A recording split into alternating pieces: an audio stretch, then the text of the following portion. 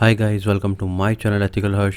सो guys, इस video में हम पाइथन में इफ़ एल्स की कंडीशन को हम समझेंगे कि क्या होती है और इस पे कुछ छोटे छोटे प्रोग्राम करेंगे।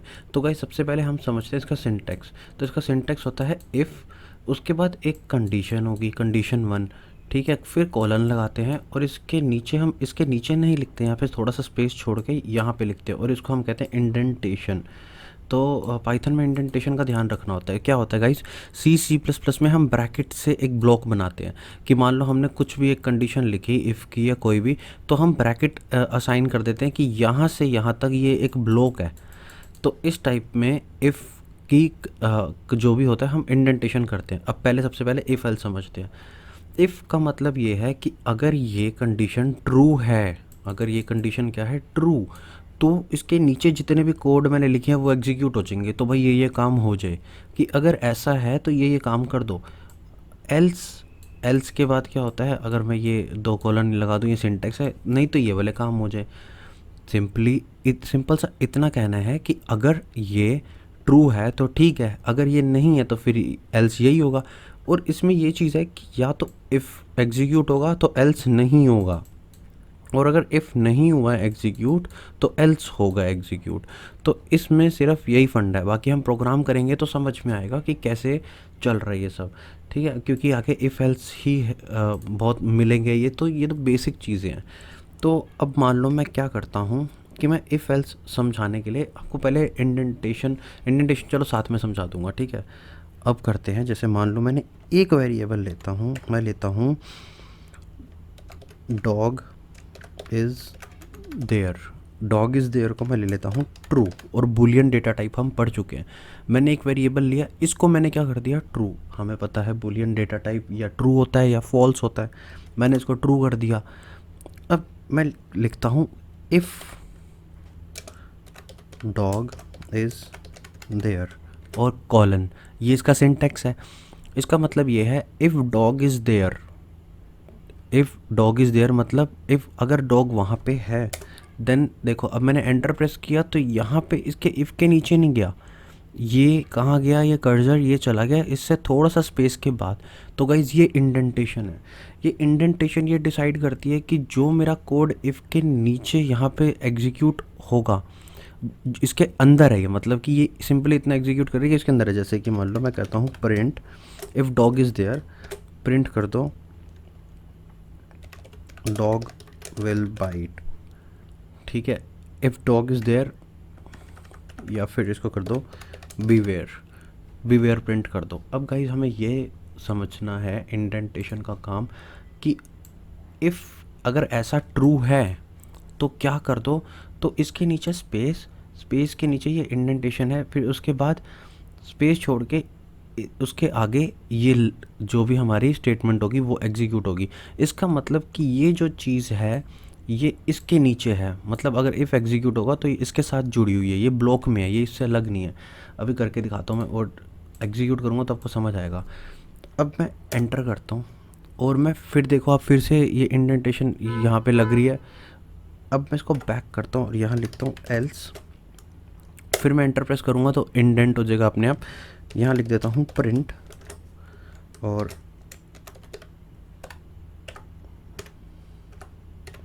डोंट वरी, ठीक है।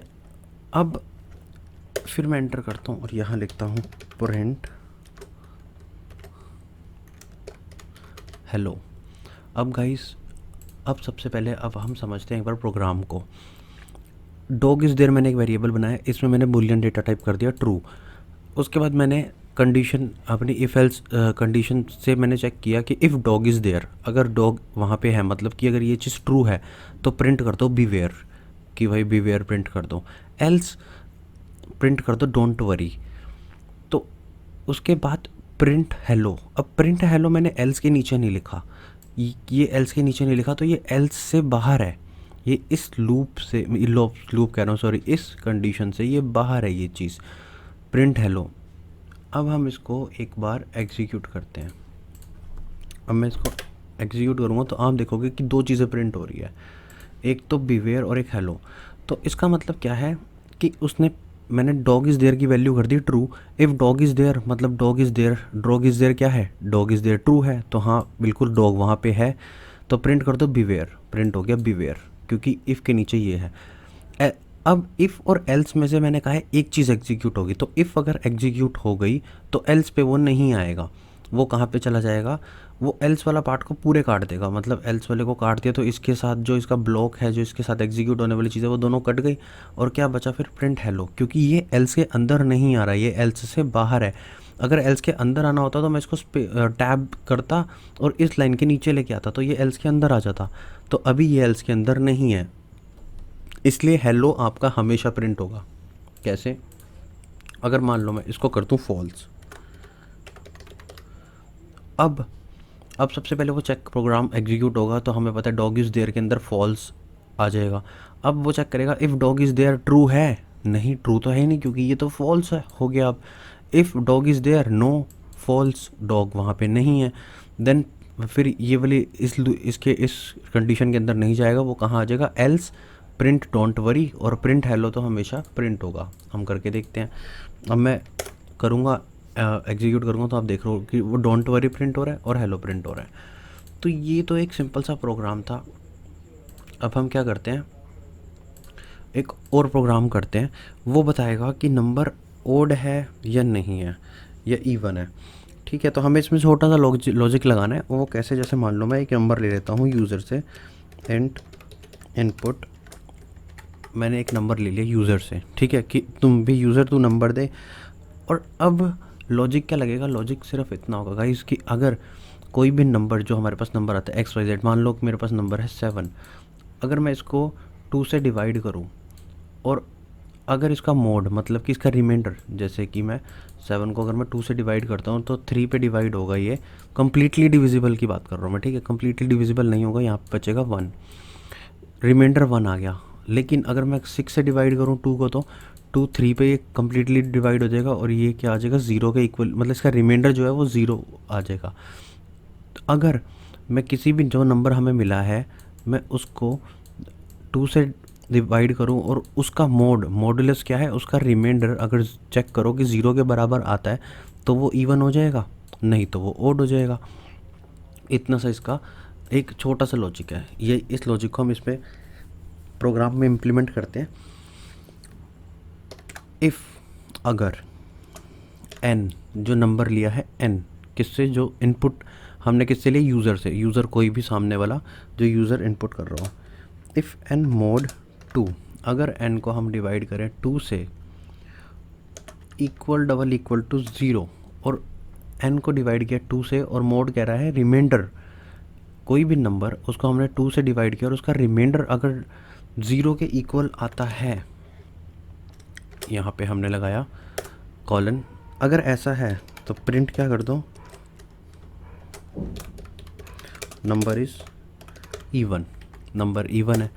फिर यहाँ पे अगर ऐसा नहीं है एल्स, तो क्या प्रिंट कर दो, नंबर इज़ ऑड। अब मैं इसको एग्जीक्यूट करता हूँ, तो यहाँ पे एक नंबर मांग रहा है, सबसे पहली लाइन एग्जीक्यूट हुई, n नंबर में देता हूँ 4, एंटर करता हूँ, तो इसने बता दिया नंबर इज़ इवन। क्यों, क्योंकि जब हमने 4 को 2 से डिवाइड किया, 2 से पूरा डिविजिबल हो गया 2 पे, और रिमाइंडर क्या बचा, 0, तो जब रिमाइंडर 0 बचा तो उसको पता चल गया कि हाँ भाई रिमाइंडर 0 है, 0 के बराबर है, तो ये एग्जीक्यूट कर दो। इफ़ में चेक किया उसने और प्रिंट कर दिया नंबर इज़ इवन। अब मैं यही चीज़ मैं क्या करूँ, कंट्रोल एंटर करूँ और मैं करूँ 3 और एंटर करूँ, तो उसने कहा नंबर इज़ ऑड। क्यों, क्योंकि उसने जब उसको 3 को 2 से डिवाइड किया तो 2 इंटू 1 2, रिमाइंडर बचा 1, और 1 डबल इक्वल्स टू 0, 1 जो है 0 के इक्वल नहीं है। तो ये हमारा डबल इक्वल्स टू क्या है, ये कंपैरिजन करता है, ये कंपेयर कर रहा है कि ये वाली साइड क्या ये वाली साइड के बराबर है, कि जो यहाँ पे x है वो double equals to y compare कर रहा है, भाई ये और ये बराबर है या नहीं है, बस इतना हमें चेक करना है कि अगर यहाँ पे 9 है तो यहाँ पे भी 9 है क्या, ये बस इतना चेक करता है, ये कंपैरिजन ऑपरेटर है। ठीक है, तो हमें ऑड इवन का ये बेसिक सा मतलब कॉन्सेप्ट था। तो धीरे धीरे अगर आप प्रोग्राम करोगे ना, आपको और चीज़ें समझ में आएंगी। तो जैसे हम एक प्रोग्राम और करते हैं। अब यहाँ पे हम क्या करते हैं, 2 नंबर लेता हूँ मैं यूज़र से।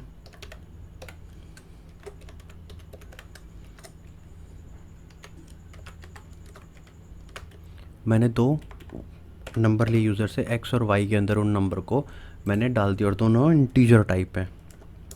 अब मैं कहता हूँ if x is greater than 100 and, अब मैंने यहाँ पे रिलेशनल ऑपरेटर तो मैं यूज़ कर रहा हूँ, साथ में लॉजिकल भी यूज़ कर रहा हूँ, और लॉजिकल का कॉन्सेप्ट मैं आपको बता चुका हूँ। आप मेरी वीडियो सीरीज़ में पहले वीडियोज़ हैं वो कंप्लीट करना, फिर आपको ये चीज़ समझ आएगी। If y is also equals to 100, अगर ऐसा है तो मैंने एंटर प्रेस किया तो क्या प्रिंट कर दूँ,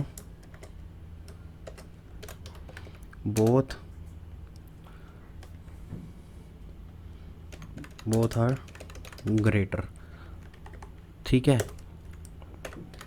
एल्स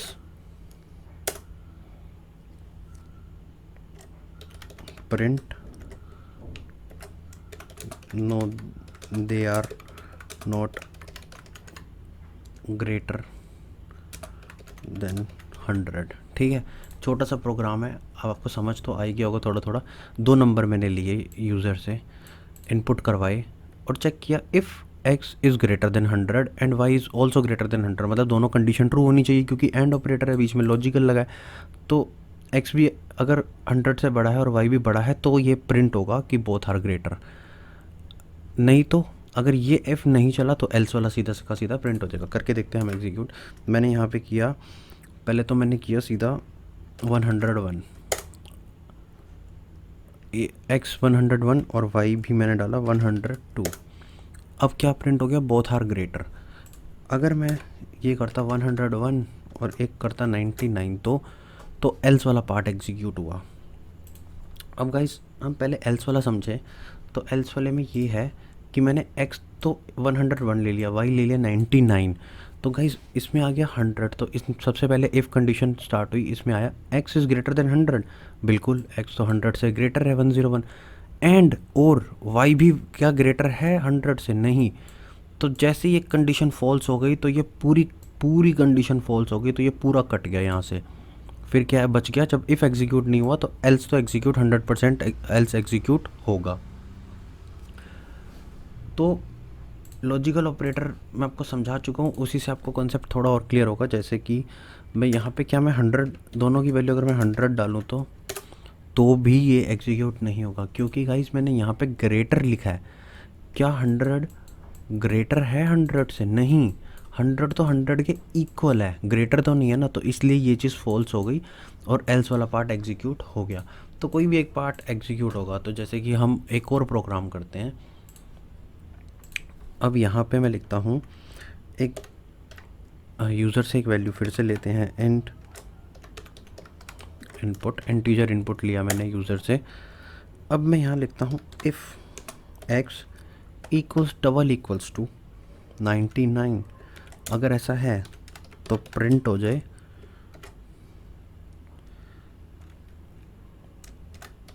इक्वल, एल्स नहीं तो क्या प्रिंट हो जाए नॉट इक्वल। अब इसको रन करेंगे तो सबसे पहले मैं डालता हूँ 100 नॉट इक्वल, क्योंकि ये चेक कर रहा है if x equals to equal double equals to 99 है क्या, x 99 के इक्वल डबल मतलब इक्वल है, नहीं है।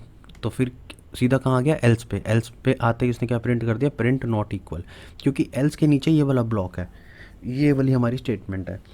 अब जब मैं कोई भी नंबर डाल लूँगा काम नहीं करेगा, वो हमेशा एल्स पे ही जाएगा। लेकिन जब मैं 99 डालूँगा तो सिर्फ तभी वो बताएगा कि वो इक्वल है, क्योंकि जब वो यहाँ पे आया सबसे पहले मैंने वैल्यू डाली थी 99, और जैसे वो इफ़ पे आया if x double equal to 99, बिल्कुल सही है, 99 इक्वल है 99 के, तो क्या प्रिंट कर दो, इक्वल प्रिंट कर दो। एल्स पे तो आया ही नहीं, जब इफ़ वाली स्टेटमेंट चल पड़ी तो एल्स पे क्यों आएगा। तो ये एक छोटा सा प्रोग्राम था। अब इसके बाद एक लास्ट प्रोग्राम और करते हैं। अब मैं यहाँ पे फिर से एक वैल्यू लेता हूँ x इनपुट, और if x is not equals to 99, ये एक्सक्लेमेटरी मार्क होता है नॉट इक्वल का। तो प्रिंट कर दो